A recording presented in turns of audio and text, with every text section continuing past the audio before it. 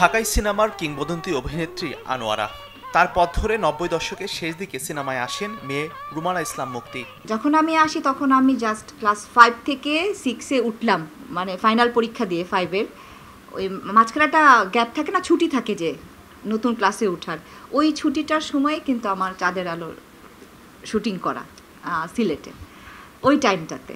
তো তখন খুব মজা, এনজয়, আমার আম্মাও সাথে ছিল, ভালোই লাগতো। একটা সময় নিয়মিত থাকলেও এখন অভিনয়ে অনিয়মিত মুক্তি, তবে সিনেমা পাড়ায় সরব রয়েছেন তিনি। সম্প্রতি যুক্ত হয়েছেন বাংলাদেশ চলচ্চিত্র শিল্পী সমিতির কমিটিতে।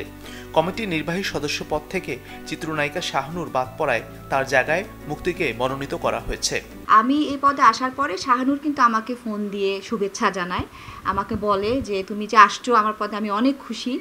আর আমিও ওকে বলি যে আমিও আমার যেটা বলার আমি ওকে বলেছি যে তুমি কিন্তু এটা নিয়ে মন খারাপ করবা না, এবং তুমি যদি কখনো চাও যে না আমি ফিরে এসে আবার আমি আমার এই পদটা চাই, তো আমি তোমাকে খুশি মনেই আমি সাইন দিয়ে তোমাকে আবার আমি নিয়ে আসবো, আমার কোনো দ্বিধা নাই।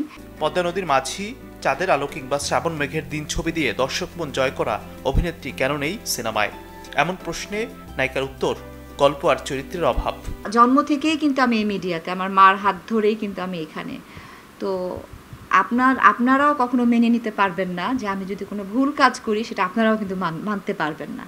সো আপনাদেরকে সামনে রেখে, আমার বাবা মাকে সামনে রেখে, আত্মীয় স্বজন বন্ধু বান্ধব সবার জন্যই আমি এমন কিছু করতে চাই না যেটা আপনাদের মান সম্মান নষ্ট হবে।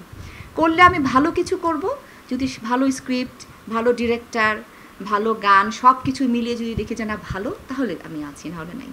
নিজে অভিনয়ে না থাকলেও চলচ্চিত্রে ফিরবে সুদিন, এমন আশা আনোয়ারা কন্যার।